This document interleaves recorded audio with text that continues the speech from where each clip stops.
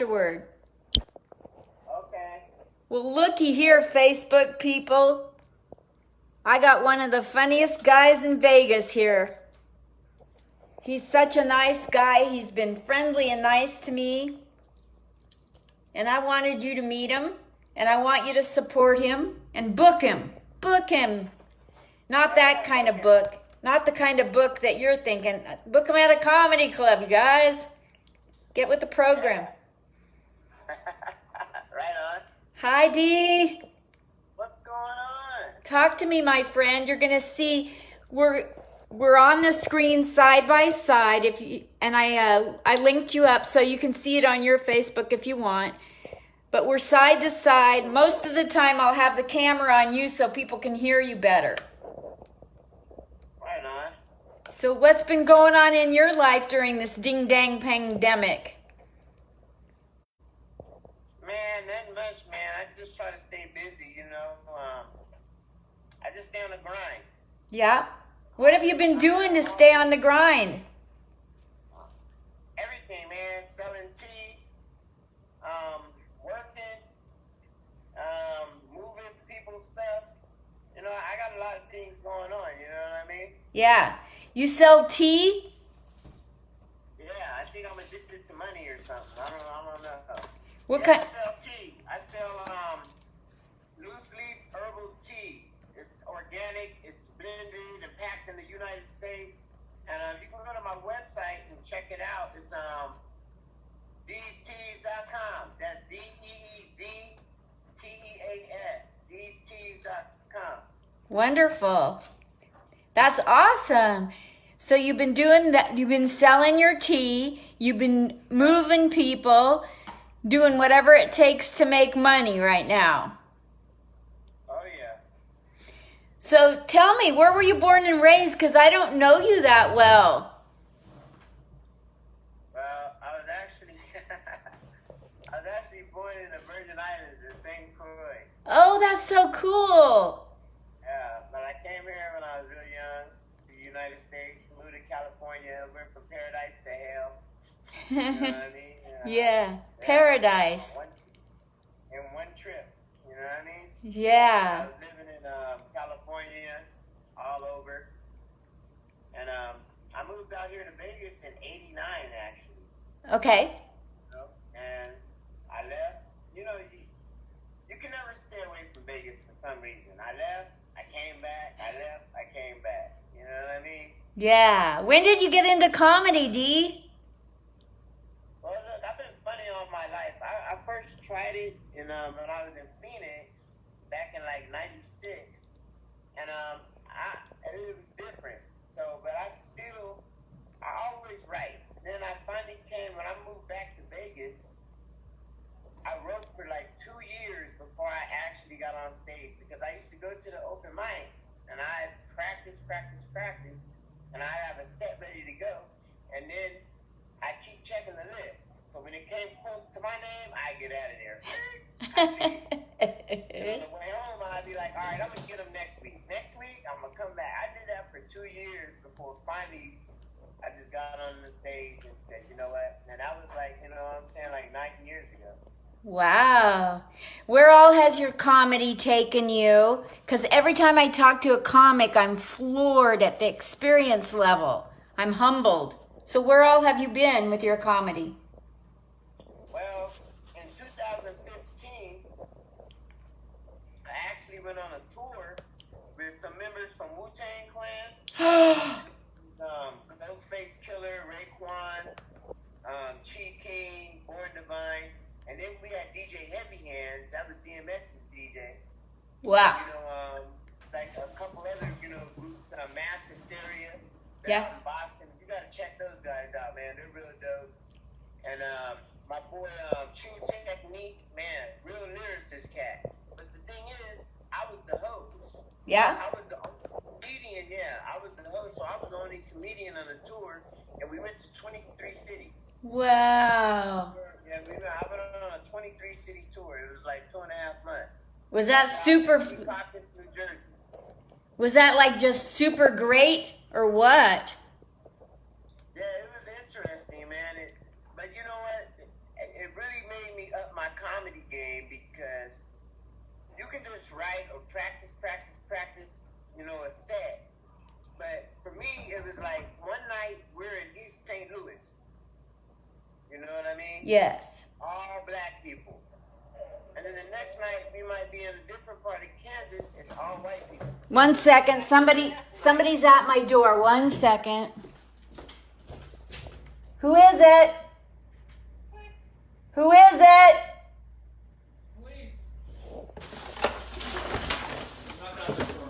Oh, thank God. Thank you. I don't know that anybody's in there. It's been ajar. It's been how long?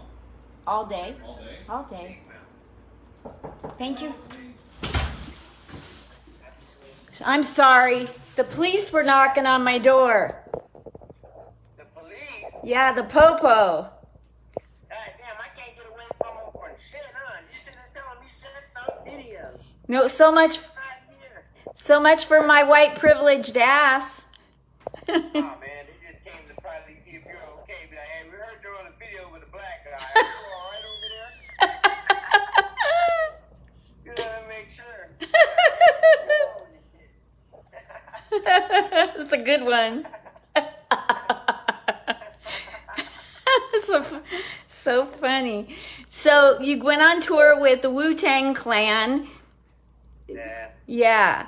It was cool, man. But like I was saying, we went to 23 cities, so we're all over. And I was writing jokes like on the fly. Sometimes I write like a set 10 minutes before the show because what I did last night, I go in. First thing I do when I get to a club, I go and I surveillance the audience. I do kind of like a recon to see what I'm working with. So I'm like, okay, if I say all kind of black jokes, this ain't gonna work tonight. You know what I mean? Yeah. So I might have to go and write something right then and there. Yeah. I don't know if it's gonna work, but I'm hoping it's going to. But I remember a long time ago, Jay Leno said, for big shows, never do your new shit. Always do what you know what works. But I didn't do that. I was just like writing on the fly, just like praying that it's gonna work. And most of the time, it went over real well. That's so cool. Are you still in touch with the Wu-Tang Clan? Yeah, I still mess with a lot of them, man. Matter of fact, my boy Born Divine, he moved out here now, and that was Capadonna. Capadonna took him under his wing. You know what I mean? And he has it's called Indie Boom Tour, and he's part of Protect Your Net, Wu-Tang, Killer Bees, and Yeah. It's my boy. He was throwing some parties out here, some marijuana cannabis parties, and he was letting me do security in them, which was real cool. You know what I mean? Yes. Wow. So, You don't have to do much to stand there and look mean. so what else are you proud of with your comedy? I've done a lot of, I've done shows on the Strip, which I'm proud of. I've done the House of Blues. What? Yeah, I did the House of Blues. I did the Venetian. What? Yeah, and I've done Planet Hollywood. What? I've been up and down the Strip. I've done a lot. Yeah, but have you done the Thunderbird? Have you done Rick's? I've done the Thunderbirds. I've done Rick's Rolling Smoke with Steve McAnally. Shout out to Steve. Matter of fact, I was doing shows like 4 or 5 years ago, and Steve put me on shows in Utah. Wow. Steve McAnally, man, he's a cool dude. Isn't he something? Yeah. He put me on some shows in Utah, and then people in Utah started gravitating to me, and they started calling me back out there for more shows. I haven't done Wise Guys yet, but I've done shows out there where you're talking about 200-300 people in the audience. I'm just like, yeah, when you get off the stage, you feel like you made it in comedy. Yeah, I bet. Back to Vegas and bomb at an open mic, and it's like, oh shit, I got more work to do. Speaking of Utah, are you going to be turning in a dry bar comedy? I don't know, man. I heard about that, and I also used to do a lot of shows with Don Barnhart. Yeah? I used to do the D Casino. That's the best of Vegas. You're talking the best places in Vegas, man. I've done Bally's Casino. No way. Yeah. Don Barnhart, he he's a real good guy, man, and I learned a lot from Don Barnhart, man, like business-wise, and you know what I'm saying, comedy too, because I've been funny all my life. I just don't know how to, you know what I mean, like format it, control it, you know, make it to where, you know what I mean? Yeah. Isn't he a pro, the way he delivers comedy? Oh, yeah. See, that's the biggest part, the delivery, timing. You know, I would just get up there and just ramble and think I was funny. And then sometimes I wasn't that funny. And then I found out, you know, hey, you need the delivery, timing, punchline, all that. Everything, it's like you're putting everything in a pot. Because I'm a chef, too. You know what I mean? You're a chef? Yeah, I've been cooking for over 30 years. What? You know what I mean? I'm a regular chef. I'm a vegan chef. I can make some shit for a goddamn bird, and the bird will fucking do a loop-de-loop. You know what I mean? Wow. What's your favorite thing to cook? Come on, man. You're really gonna ask a black person that? Chicken, of course. Any kind of chicken. Baked, boiled, broiled, fried, sun-fried, you know what I'm saying, engine cooked. So if you were going to take a white person who's 69 years old and thinks she's funny and teach her how to cook something that would impress anybody in the world, what would you teach me to cook? I'm assuming you probably already know grilled cheese and tomato soup. You know?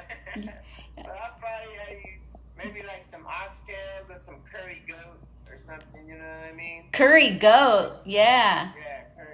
Curry goat or some jerk chicken, you know what I mean? Some type of Caribbean food, you know what I mean? What's the main spice they use in the Caribbean? Curry. We used a lot of curry. Curry, turmeric.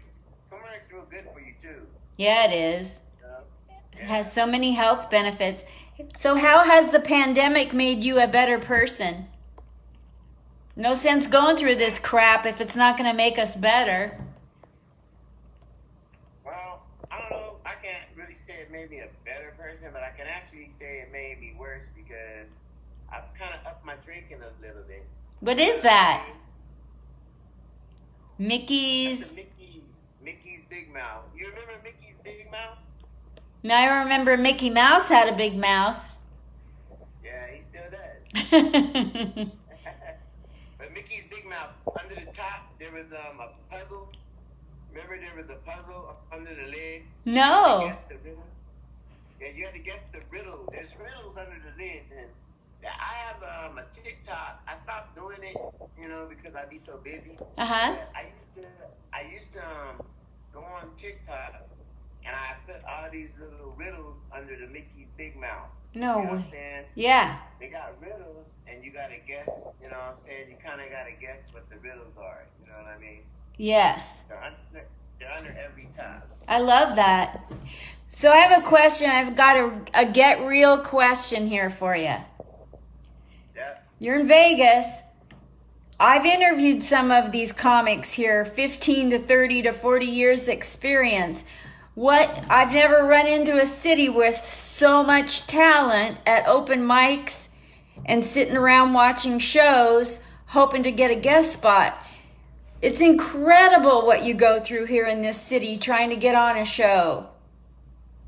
Oh, yeah. So how does one as positive as you persevere in a tough market? Well, I mean, it's rough, like you said, but one thing I don't do, I don't kiss ass, I don't suck dick, I don't bow down, I don't do none of that shit. To me, if you're funny, you're funny. They're going to deal with you. So what I do is normally keep my mouth shut, and I try to talk to the people that I know I should talk to and stay away from the ones that, you know what I mean, that are full of shit.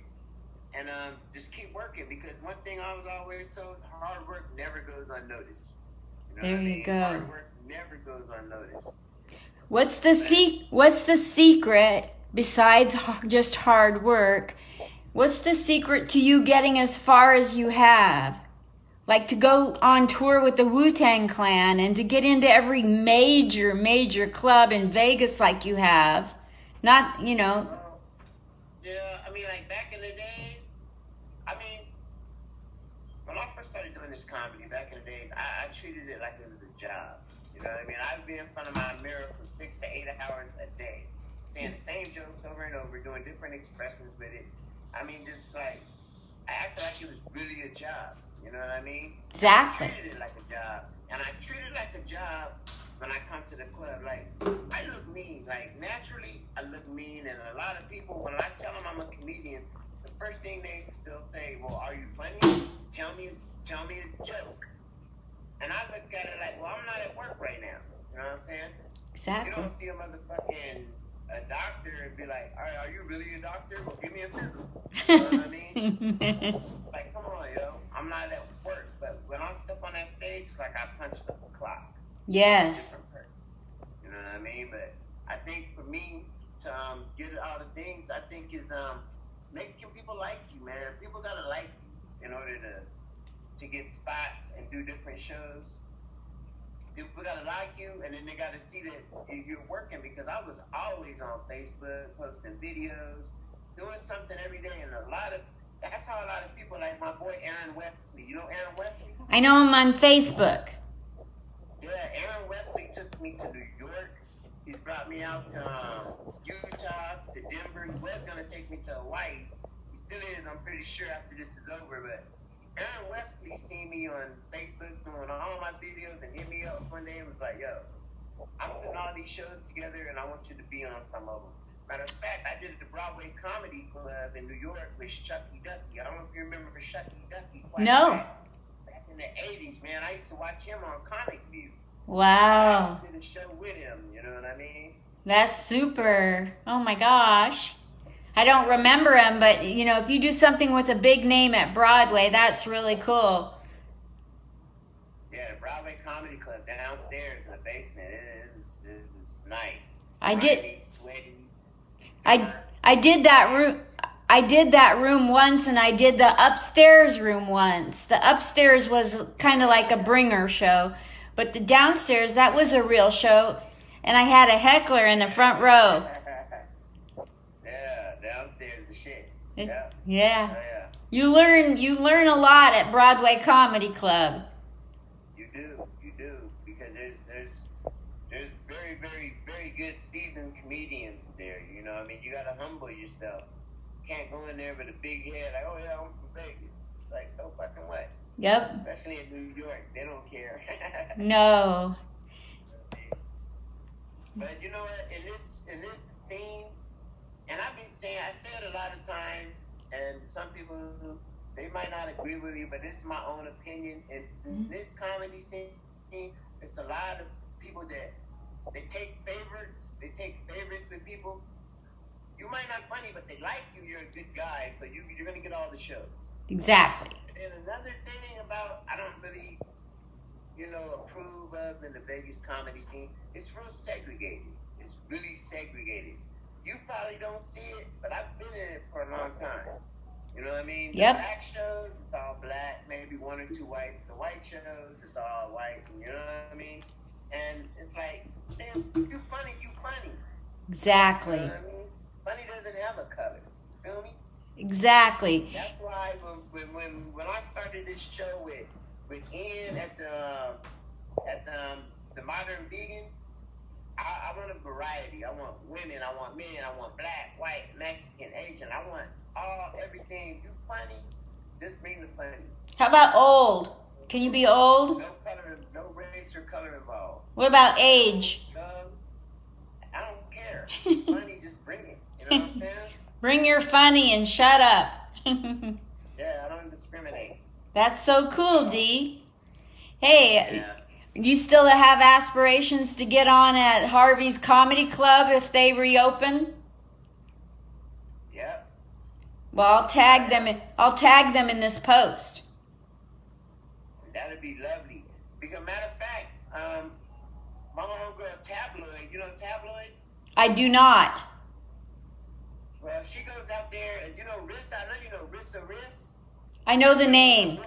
I know the name for sure. Yeah, she lives in Portland, and they started a black comedy festival out there. Yeah. It's like the second or third year. This is one last year. This was I remember I was invited to go out there. This was the 4th year, and I volunteered on the 1st, 2nd, and 3rd year. I wasn't there this year for it. Well, Tabloid won last year, and they invited her back this year. But I was invited on the very first one, and I never went. Oh man, I was there. It was at the Ford Lounge, and then the next year, Shang was on it, and it was at some little church, and there was like 10 people in the audience, and he rocked. Shang is good. He rocked Shang is good. He killed for an audience of 10. Shang, man. I love Shang. Shang's good. He's a humble person. He gives you advice when you see him. I mean, he's been on CNN. People don't even know that. And you know what I mean? It's like, yo, this dude is hella humble for where he's been. You know Yes. what I mean? I was watching comedy.tv. Shane was on there. I'm like, what? And I seen Butch Bradley on there, too. Yo. Friend of mine, Butch Bradley. I like Butch, man. That's my boy. Absolutely. Yeah, I love the Black Comedy Festival in Portland. I love it. Yeah. I'm going to get out there, though. I'm going to get out there and check it out. Yeah. Do you know Hijinks and his wife, Courtney? Who's that? The ones that run it. Hijinks and Courtney Collins. I heard of Hijinks, yeah. That's his real name is Tyrone D like dog Collins. Collins. I heard Hijinks. of Tyrone Collins. I never met him, but I heard of him. Yeah, he's dope. He's dope. His wife is, and they run it. And this year they put it through Harvey's, but they always independently did it. But this year they did it with Harvey's. Nice. Yeah, it was a real success. Marsha Warfield went there and was the guest speaker. That's another good friend of mine, Marsha Warfield, yeah. Yeah. Yeah, every time I see her, we always gotta sit and chat. You know what I mean? Aw. Marsha, yeah. I love Marsha. So what's the next thing that, let's say they open up, what are you going to try? Where's your grind going to take you first? Where do you want it to take you next? I don't know, because, like, honestly, I just like making people laugh. You know what I mean? Yeah. Like, the Modern Vegan, I'm trying to blow that show up, and hopefully we were gonna do a show in March before all this shit started, and then I was gonna do a show in San Diego because they got a location in San Diego. Yeah. You know what I mean? So I want to kind of concentrate on making that like real big. The Modern Vegan, the offensive vegan comedy show. You know what I mean? I want to really make that big because I don't know, man. It's something that I'm involved in. And, I know the owner is real good. And, I just want to, like, blow this thing up. Make sure that you tag me in anything that you promote, and I'll promote it as well. Right on. Before I let you go, will you tell me where you want people to follow you on the internet, Dee? Well, I mean, normally I be on Facebook a lot, and that's just Dee Brooks, Dee Brooks. Mm-hmm. And then I have a YouTube page, but it ain't real big. You know what I mean? It's the Real Dee Brooks on YouTube. The Real Dee Brooks. Okay. And then I got Twitter. That's Dee Brooks 420. I got TikTok. It's called Tea with D on TikTok. TEA with D. Yeah, WIT with D. DEE. Tea with D. Got it. And then on Instagram, it's DEEBROOKZ. Z, not S? Yeah. DEEBROOKZ. Okay. Instagram. Alrighty. And I'm on Quadra. I'm on Robinhood. I'm on I'm on Credit Karma. Everything. Find him on Credit Karma. That's hilarious. You can find me anywhere. Dee Brooks. DEBROOKS.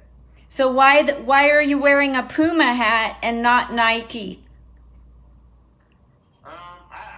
representing Puma, man, because I actually was I don't know. You know who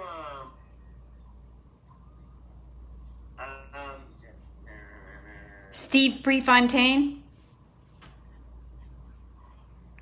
No, he just got killed in L.A. He was real big. He's a rapper. No, I don't. Yeah, he got killed in L.A. He's a big rapper. His name is on the tip of my tongue. You know what I mean? Yeah. Nipsey Hussle. Yeah. Oh, yeah. Yeah, well, I used to live on the west side, and when I came, I went down to Doolittle Center, and he was up there with another producer and rapper, and they were like giving all these kids all kind of free Puma shit. You know what I mean? Wow. And I just gravitated to Puma.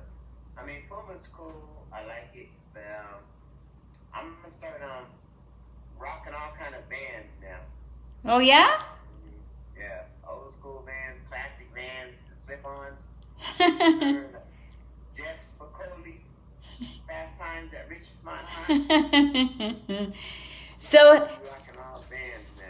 let me ask you a serious question about your finances. Are you taking PayPal, are you taking PayPal, Venmo, Cash App donations, or are you working for your money?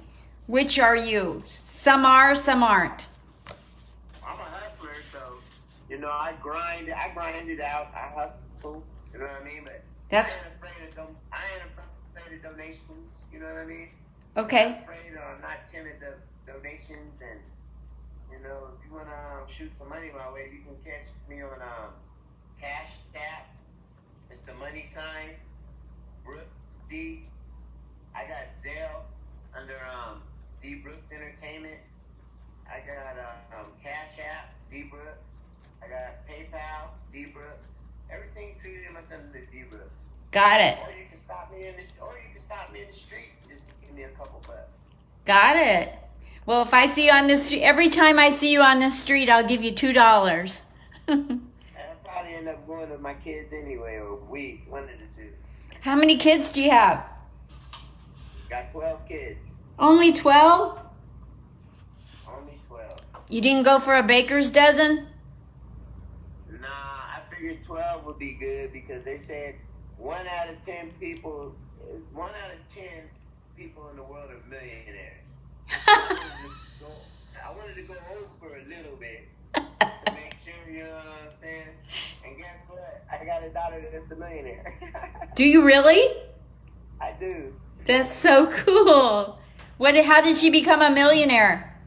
Off YouTube. She started on YouTube. Wow. She has like 500,000 followers. My goodness. How old is she? She's 24. She's a little upset at me right now, though. Why? I probably said some things I probably shouldn't have said. The Mickeys made me do it. I have a daughter that's mad at me too for 6 years. For how long? 6 years, the day I started comedy. Wow. I'm going to live. Wow. Yeah, I mean, like, we only got one life to live. I mean, I try not to dwell on it. And, I try not to be too sad about it. But, I mean, a lot of that shit happens because, I had my oldest son. My oldest son was 25. He got killed like 2 years ago. He got murdered out here in Vegas. What? That really like messed my comedy up for a long time. I didn't want to do shit. I didn't want to. And the crazy thing about it, I was supposed to go to San Diego and open up for Joe Torre. You know what I mean? I don't know if you know who Joe Torre is. I do know that name. Yeah. So, and I was a no call, no show. No one knew what I was going through. I never let no one know. And the bookers put a lot of money into that show. And I was a no call, no show. So I don't know if opportunities like that will come around again. That's why I say I want to try to make this modern vegan thing big. I want to pave my own way. I love it. Not to jump on someone's back. Now, what is modern vegan? It's a restaurant. It's a vegan restaurant I used to work at. I was a vegan chef over there. And are you It's you're up in Naples, and it's It's off of Swinton and Naples. Are you still working there? Oh, no, I'm not working there no more. They're shut down now for the, because of the COVID-19 or the coronavirus. But no, I work at Amazon. You do? They took the day off today because it's National Work Day, so they took the day off? No, actually, I went there for overtime because they're paying double time. I can only do like 5 on my day off. Well, I'm going to let you go. You've been an awesome. Hey, man, I appreciate you. Thank you very much for having me. Yes, and do you have a podcast? Because you're so good. You should have a podcast. Nah, I don't have a podcast because me, my daughter, and my son, they got killed. My 2 daughters. My daughter is a millionaire, and my other daughter, one of my other daughters, and my son, we were supposed to, we were actually starting a radio show it was called Growing Without. Growing Without. It's a show that was growing up about your parents, you know what I mean? A lot of different parent issues and issues that kids go through growing up with or without a parent or something like that. But once my son got murdered, I squashed something. We did like 1 or 2 shows. It was on Rise Radio. Our first guest was supposed to be Albie Shore. You know what I mean? With DJ Thump. DJ Thump, that's my boy. Shout out to DJ Thump. You know what I mean? When he's on 107, he's on 105.7 now out here. But I squashed the whole thing, and I don't know. A lot of things change when you have a kid that dies. A lot of things changes. It should never have to happen to you. I'm so sorry that happened, Dee.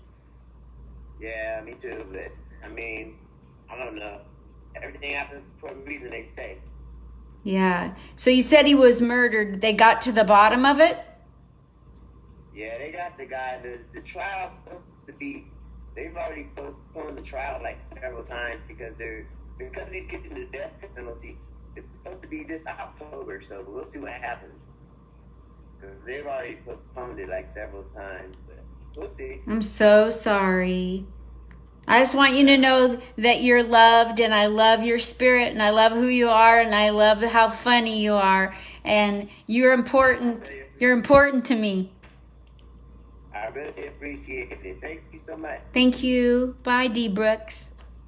Peace. Peace.